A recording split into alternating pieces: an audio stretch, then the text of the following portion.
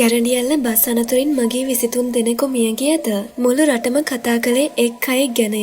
ඒ අනතුර වූ අවස්ථාවේදී සිය ඇකේ සිටි නවමස් වියති බිලිඳියට හානියක් නොවීමට ඈ තුරුළු කරගෙන සිටි මවය සිය දරුවාගේ දිවි බේරා ඈ මරුතුරුලට ගියාය. එයගේ සැමියා කැටුවය.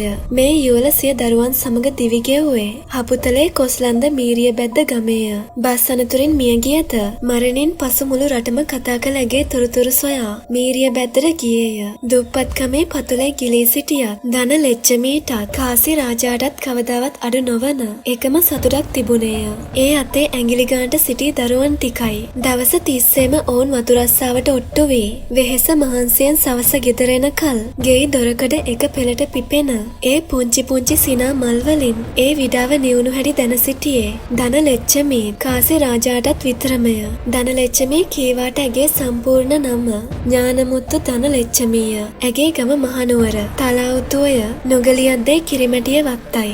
ධන ලෙච්චමීට කාසි රාජා හමුවන්නේ විවාහ යෝජනාවකිනි. ඒ අදින් අවුරුදු 18කට පෙර ආතුවයි. එවිට ධන ලෙච්චමීගේ වයස අවුරුදු 25කි. එවකට 27 හැවිරිදි වියේ පසෝ කාසි රාජාගේ ගම වූයේ හපුතලේ කොස්ලන්දේ මීරිය බැද්ද වත්තේ. එස්.කේ ඩිවිෂන්ය.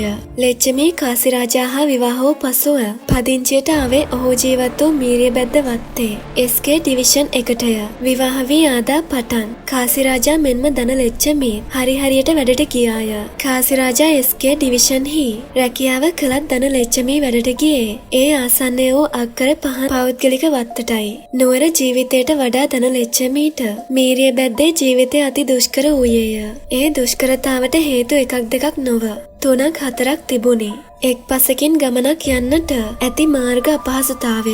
ඔවුන්ට තිබුණේ අබලන් මාර්ගයකි. තව පැත්තකින් වල්ලලි තර්ජනයයි. හදිසියකට රෑපානේ මේ පාරක යන්නට එන්නට බැරිය. අලි කොයි වෙලේ මග රැකඉඳීදයි දන්නේ නැත. ඒ අතරේ පදිංචි ලයිම් කාමරයේ ඇත්තේ අවම පහසුකම්ය. ඒවායේ වැසිකිලි ඇතුළු සෞඛ්‍ය පහසුකම්ද ඉතා දුර්වලය. ලයිම් කාමර පේලියටම තිබුණේ පෝච්චිය සහිත ජලකරාම රහිත වැසිකිලි දෙකකි.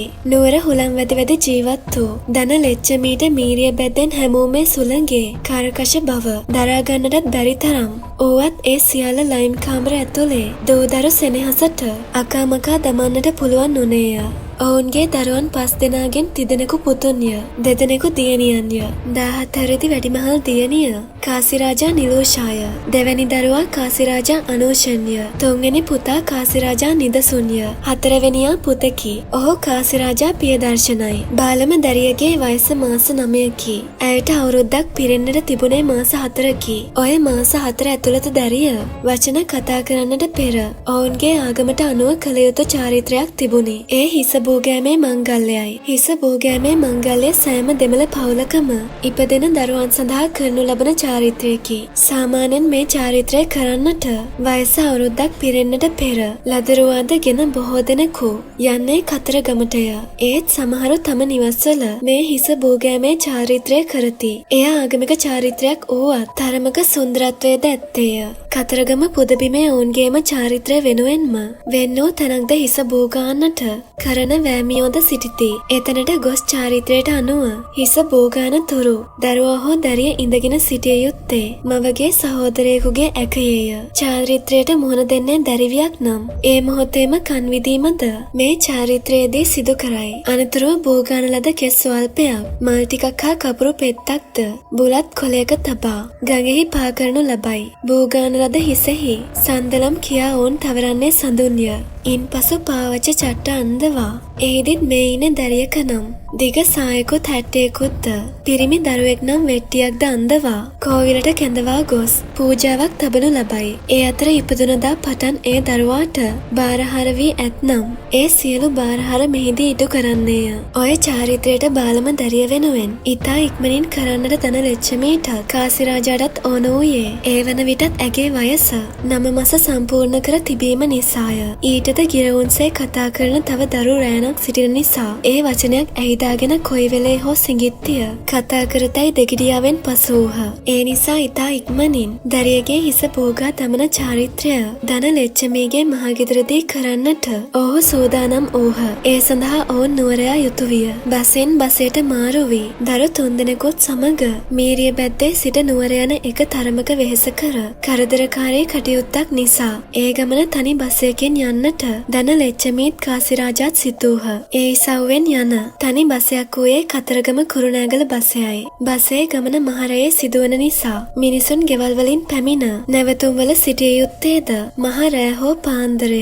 ඒ ධන ලෙච්චමීලාට ඒ ගමනේද අපහසුවක් විය. වල්ලලි මහරයේත් පාන්දරත් හිතුමතේ ඇවිදින ඔවුන්ගේ ගමේ ඒ වෙලාවට එළියට බැසීම මාරයාට අතවැනීමකි. ඒ නිසා ලෙච්චමී සහ කාසිරාජා ගෙවුණු සෙනසුරාදා දහවලේ කාසිරාජාගේ කොස්ලන්දේ ඥාති නිවසකදී ගැහැණු දරුවන් දෙදෙනා හා එක් පිරිමි දරුවෙකු සමග යන්නේ තලාතුවය ඇගේ නිවසට යන බලාපොරොත්තුවෙනි. සාමාන්‍යයෙන් කතරගම කුරුණෑගල බසය කොස්ලන්දට එන විට රාත්‍රී 12 පසුවෙයි. දරු තිදෙනා සමග ධන ලෙච්චමී කාසිරාජාත් 12 වෙද්දී බස් නැවතුමට වී සිටියේ බසේ වැරදුනහොත් ගමන මගහැරෙන නිසාය. සීතල දරාගන්නට හැකි ඇඳුම් පොඩි දැරියන් දෙදෙනාට අඳවා තිබුණෙත් ඔවුන් කාසිරාජාටත් ධන ලෙච්චමීටත් ලංව තවත් උණුසුම සෙවූහ. ධන ලෙච්චමී ඒ වන විටත් නින්දේ සිටි සිඟිත්තියට පුංචි සීතලක්වත් නොදැනෙන්නට ළමැද්දේ ඔබාගෙන දෑතින් වැට කරගෙනම සිටියාය. අන්තිමේ කතරගම කුරුණෑගල බසය ඔවුන් සිටි නැවතුමේ නැවතුවේ 12:20ට පමණය. දරුවා වඩාගෙන සිටි ධන ලෙච්චමීටත් කාසිරාජාටත් ඉඳගන්නට එක ළඟ අසුනක් ලැබුණි. අනෙක් දරුවන් දෙදෙනාද ඔවුන් ළඟින්ම ඉඳවාගෙන සැනසුම් සුසුමක් හෙළුවේ යන්නට යන ගමනේ කොටසක් සම්පූර්ණ වූ නිසාය. වෙහෙස මහන්සිය සීතලද ගෙවෙමින් පැවතියේ මහරාත්‍රියද නිසා බසය මගින් බොහෝ දෙනෙක් අසුන්වලම නින්දට වැටී සිටියහ. දරුවන් තුරුල් කරගෙන ලෙච්චමීත් කාසිරාජාත් අඩ නින්දට වැටී ගියා මිස ඔවුන්ට නම් මේ වෙලාවල් හෝ පසු කරන තැන් ගැන විශේෂ මතකයක් නොවිය. ගමනේ යෙදුණු බස්රිය පාන්දර 4:30ට පමණ වෙද්දී කොත්මලේ රම්බොඩ ගැරඬියලට පැමිණියේය. අඩ නින්දේ සිටි ඇස්සරුණු ධන ලෙච්චමී ඇගේ සිටි දරුවා තදින් අල්ලාගත්තේ බස් රථයේ ගමන් වේගයේ වෙනසක් දැනුණු නිසාය. බස්රිය එකවරම වේගයෙන් පල්ලම් සහිත පාරේ ධාවනය වී එක්වරම පාරෙන් පිටපැන බෑවුම පැත්තට එළවී නැවතුණේය. ඒ මොහොතේ ලෙච්චමීලා ඇතුළු අවදියෙන් සිටි සියලු මගීන්ගේ හුස්ම නැවතුනාසේ විය. ඒ සමග බස්රිය තුල සිටි මගීහු කලබල වන්නටත් කෑගසන්නටත් වූහ. ඒ නිමේෂය ඇලවී තිබූ බස්රිය අඩි 100 ගණනක් පහළ ප්‍රපාතය දෙසට සෙමින් පැත්තෙමින් ඇදී යන්නට ගත්තේය. ඒත් මොහොතකින් එකවරම වේගෙන් පහළට කැරකි කැරකි බස්රිය පෙරළී යන්නට ගත්තේය. බස් රථයේ වූ මිනිසුන් ඇතෙමෙක් එළියට විසෙමින් බසය තුලම එකා පිට එකා වැටෙමින් විලාප තියදී ධන ලෙච්චමීට ඕන වුණේ ඇගේ සිටි සිඟිත්තිය රැක ගන්නටයි. බසය කැරකෙන ගානේ ඔවුන්ද කැරකි එහා මෙහා විසිවී ගියත් ධන ලෙච්චමී බිලිඳි අතහැරෙන්නට නොදී සිරුරෙන් ආවරණය කරගෙන සිටියාය. පහළට කැරකෙමින් වැටෙන බස්සේ කොටස් බසය තුලටම වැටෙන්නට ගත්තෙන් එහියුන් මගින් තවත් අනතුරට ලක් වූයේය. ඒ නිහඬ පාන්දර ගැරඬියල්ල ප්‍රපාතයට පෙරළමින් තිබූ බසය ඊටම සුළු වේලාවකින් අඩි 100 ගණනක් පහත ප්‍රපාතයට උඩ අතට කැරකී නැවතෙද්දී ධන ලෙච්චමී කාසිරාජාත් සිටියේ. අනෙකුත් මගීන් බොහෝ පිරිසක් සේම බස්සේම යකඩ ගොඩවල් වලට සිරවීය. ලෙච්චමීගේ සිරුරේ ඉනෙන් පහළ කොටස විශාල යකඩ කොටස් ප්‍රමාණයකට යට වී තිබුණත් ඇයේ සියලු වේදනාවන් දරාගෙන උඩුකයින් හා දෑතින් සිඟිත්තියට අනතුරක් නොවෙන්නට ආවරණය කරගෙන සිටියාය. ළඟම සිටි කාසිරාජාගේ හිස ඇතුළුව පපුවේ ඉහළම යකඩ සුන්බුන් වලට යට වී ගොසිනි. ඔවුන්ගේ දරුවන් දෙදෙනාට එවන් විපත්තියක් නොවී තිබුණි. බසේ පුරා එසන කෑගැසීම් ලතෝනි හඬවල් මැද්දේ ධන ලෙච්චමීගේ ලොකු දියණිය කාසිරාජා නිලූෂා කළුවරේම බසේ සුන්බුන් අතරින් මදක් එළියට ආවාය. ඈමෙන් බේරී සිටිය ඔවුන් බඩගාගෙන ඇවිදගෙන එහා මෙහා යද්දී ඒ අන්ධකාර පරිසරයේ සිට කළ යුතු සුදුසුම දේ ඇයට මතක් වූයේ ඉලංගෝවන්ට පණිවිඩයක් දීමයි. ඉලංගෝවන් කියන්නේ කාසිරාජා නිලූෂාගේ හොරණ ප්‍රදේශයේ ජීවත් වන නැන්දාගේ පුතෙකි. අයි අපි නුවර ගිය බස් එක කොත්මලේදී පෙරළුණා. මට කළුවරේ මුකුත් පේන්නේ නැහැ. මේක ලොකු ඇක්සිඩන්ට් එකක්. ඉක්මනට එන්න. ඉලංගෝවන් ඒ අනුව ඒ මොහොතේ මොහොතේම ධන ලෙච්චමීල වෙනුවෙන් හොරණ සිට කොත්මලේ එන්නට පිටත් වූ අතර ඒ එන ගමනේ මීරිය බැද්දේ සිටින ඔවුන්ගේ ඥාතීන්ට හා මිතුරන්ටද කතා කරමින් ඒ අනුතුර ගැන දැනුම් දුන්නේය. කාසිරාජා හා ධන ලෙච්චමී අනුතුරට පත්ව සිටින වක මීරිය බැද්දේ ඥාතීන් මුලින්ම දැනගත්තේ එසේය. ඒ අනුව ඔවුන්ද එහි එන්නට පිටත් වූහ. ඒ කළුවරේ බස්රියෙන් එළියට එන්නට තරම් බේරුණු අය කන්ද බඩගා පාරට ගොස් ඒ මොහොතේ උදව් ඉල්ලා කෑගසමින්ද බස් රථේ වැටුණු සද්දයටද දිවා ගම්වැසියන් ඒ මොහොතේ උදව්වට ආවත් ධන ලෙච්චමීත් කාසිරාජාත් වැනි බස්රියේ සුන්බුන් රැසකට යටව සිටි අය මුදවා ගන්නට ඒ පිරිසට ඒ මොහොතේම නොහැකි වුණේය. ඔවුන් සේම අත්පා මුළු සිරුරම යට වූ අයත් පණ රැකගන්නට ජීවිතය හා පොරබදිමින් ඒ සිටි අතර ඒසා යකඩ ගොඩකට යටිකය යට වී තිබියදී ධන ලෙච්චමී යහපත් කල්පනාවෙන් බිලිඳිය සුරක්ෂිත කරගෙනම සිටියාය.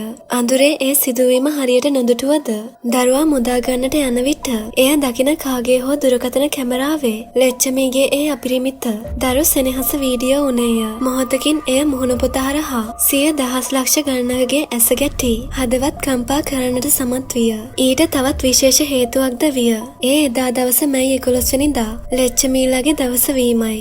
දන්නා භාෂාවෙන් කීවොත් ලෝක මව්වරුන්ගේ දිනය එදී තිබුණේ එදාය. කාසිරාජා ධන ලෙච්චමී මුහුණ පා ඇති සිදුවීම ගැනවත් ධන ලෙච්චමී කාසිරාජා මුහුණ පා ඇති සිදුවීම ගැනවත් ඒ වෙද්දි දන්නේ නැත.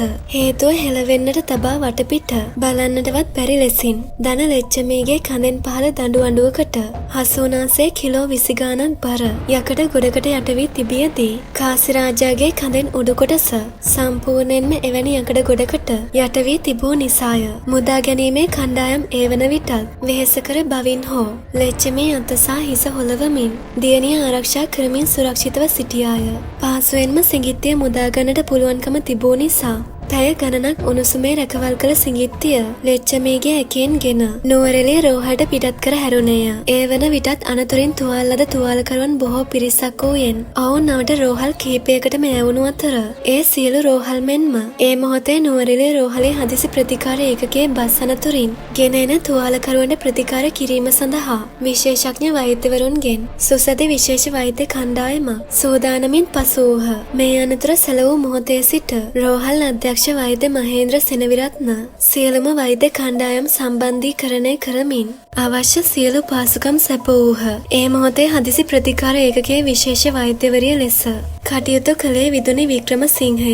මුදා ගන්නා ලද අනෙකුත් රෝගීන් සමග ලෙච්චමී පනමෙන් රැකී සිඟිත්තියද නුවරඑළිය රෝහලේ හදිසි ප්‍රතිකාර ඒකකයට ගෙනෙන්නේය. විශේෂ වෛද්‍යවරිය කියන අන්දමට සිඟිත්තියගේ කකුලක පොඩි තැල්මක් හැර ශරීර අභ්‍යන්තරයේ හෝ පිටත වෙනත් කිසිදු සීරීමක්වත් තිබී නැත. මේ අතර යකඩ සුන්බුන් වලට පපුවෙන් ඉහළ හිස කොටස යට වී සිටි කාසිරාජාද පැය කිහිපයක මෙහෙයුමකින් පසු මුදා ගැනුණේය. මුදා ගන්නා තුරු පණ යන්නට නොදී අල්ලාගෙන සිටි කාසිරාජා ඒ ආසන්නයේ සිටි දරු දෙදෙනා දෙස බලා අතින් කිසිවක් කියන්නට මෙන් ගොස් ඔහු දැස පියාගත්තේ දරු දෙදෙනාගේ සිත් තවත් කම්පා කරමිනි. ධන ලෙච්චමී නුවරඑළිය මහා රෝහලේ හදිසි ප්‍රතිකාර ඒකකයට ගෙන එන්නේ බොහෝ පමා විය. ඒ අය යකඩ ගොඩට යට වී සිටි අන්දමට මුදා ගැනීම පහසු නොවූ නිසාය. යකඩ ගොඩට යට වී දරුවා රකිමින් සිටියදී පණ රැකගෙන සිටි ධන ලෙච්චමී එතනින් මුදාගෙන ගිලන් රථයෙන් නුවරඑළිය රෝහල කරා එන අතරේ ඒ සිටි අය සමග කතා කළ බව කියයි. ඒත් හදිසි ප්‍රතිකාර ඒකකට ගෙන එත්තිනම් ධන ලෙච්චමීගේ හදවත නැවතී තිබුණි. එහි සිටි වෛද්‍ය කණ්ඩායම එතැන් පටන් නැගිය නැවතුන හදවත පනගන්වන්නට වෙහෙසුනේ පුදුමාකාර කැපවීමකිනි. නුවරඑළිය රෝහලේ විකලංග රෝග විශේෂ වෛද්‍ය කැලුම් චතුරංග කියන්නේ එතැන් සිට දිගටම හදිසි ප්‍රතිකාර කණ්ඩායම ධන ලෙච්චමීට හෘද තෙරපුම දුන් බවයි. සාමාන්‍යයෙන් එක්කෙනෙක් මිනිත්තුවට 100 වතාවක් විතර විනාඩි 5-6ක් හෘද තෙරපුම දෙනවා. ඊළඟට තව කෙනෙක් එතනින් පස්සේ තව කෙනෙක් විදිහට ඒ වෙලාවේ එතන සිට හදිසි ප්‍රතිකාර කණ්ඩායමේ බොහෝ දෙනෙක් මාරුවෙන් මාරුවට මේ කාන්තාවට පැය 1මාරක් පමණ හෘද තෙරපුම දුන්නා. ඔය හෘද තෙරපුම කරන අතරතුර ඇයට අවශ්‍ය රුධිර ඖෂධ, ඔක්සිජන් දෙමින්, ඒ වගේම හදවතේ රිද්මය නැවත එනවද කියන එක නැවත නැවතත් පරීක්ෂා කර බලමින්. නමුත් ඒ පැය එකහමාරක කාලය තුල ඇගේ හදවතේ රිද්මයක් යලි ඇතිව නෑ. ඒ නිසා එතනින් ඇයට හෘද තෙරපුම දෙන එක නවත්තලා ඇය මියගිය බවට තහවුරු කරනවා. ඒ තප්පරේම එතන සිටි වෛද්‍යවරයා එදා සමාජ මාධ්‍ය හරහා රට වටේම ලෝක වටේම ගිය බස් රථ අනතුරින් තමන්ගේ දරුවා රකින අම්මගේ වීඩියෝව එතනට අරන් ඇවිත් පෙන්නනවා. මේ ඉන්නේ ඔය අම්මයි කියලා. ඇත්තටම ඇයට පණ දෙන්න මහන්සි වෙලා මිය ගියා කියලා තහවුරු කරපු මොහොතේම ඒ වීඩියෝව දැකීම හරිම සංවේදී කාරණයක් වුණා. මගේ ඇස් දෙකට විතරක් නෙවෙයි. ඒ වීඩියෝව ඒ වෙලාවේ ඇහැ ගැහුණු එතන හිටපු හැම කෙනෙකුගේම ඇයට උණු කඳුළු පිරුණු බව වටපිට බලපු මම දැක්කා. ඇත්තටම ඒ යකඩගොඩට යට වී සිටි වෙලාව වැඩි. ඊට පෙර මුදාගෙන රෝහලට ගෙනාවනම් ජීවතුන් අතර ඉන්නත් ඉඩ තිබුණා. සිඟිති දියණියගේ හිස බෝගෑමේ මංගල්‍යයට යන්න ගිය කාසිරාජාටත් දැන ලෙච්චමීටත් ඌයේ දරුවන් 5 දෙනාම මේ ලොව තනිකර දමා අවසන් ගමන් යන්නටය. අගහිග මැද්දේ වුවත් ඒ පුංචි ලයින් කාමරේ ඔවුන් 7 දෙනා විසුවේ සතුටෙනි, ආදරේනි. ඒත් අද දරුවන් 5 දෙනා පමණක් ඒ නිවසේ තනිව සිටිති. කාසිරාජා සහ ලෙච්චමී අද නැතත් හෙට එතයි ඔවුන්ට මග බලන්නට බැරිය. ඒ දෙදෙනාම මිය ගොස් SK ඩිවිෂන්හි පස්සට වැළලුණු බව මේ දරුවෝ දැන් දන්නෝය. ඔවුන් මිය ගියත් දැන ලෙච්චමී ගැන තවමත් කතා කරන්නෝ බොහෝය. ඒ මේ අනතුර වන්නේ ජාත්‍යන්තර මව්වරුන්ගේ දිනයට එළිවන්නටය. ඒ මව්වරුන්ගේ දිනේ තම දියණිය බේරා ගන්නට යකඩ ගොඩක් ඇඟමත දරාහුන් දන ලෙච්චමීගේ මව්වත්කම දරු සෙනෙහස ලෝකයේම දුටුවේය. ඒ නාමයෙන් හෝ මවත් පියත් නැති හෙටකුත් නැති මේ දරුවන් 5 දෙනාගේ අනාගතය කාටත් එක් වී සුරක්ෂිත කරන්නට හැකි නම් එය දන ලෙච්චමීගේ මාතෘත්වයට කරන උතුම්ම සැලකීම වන්නේය.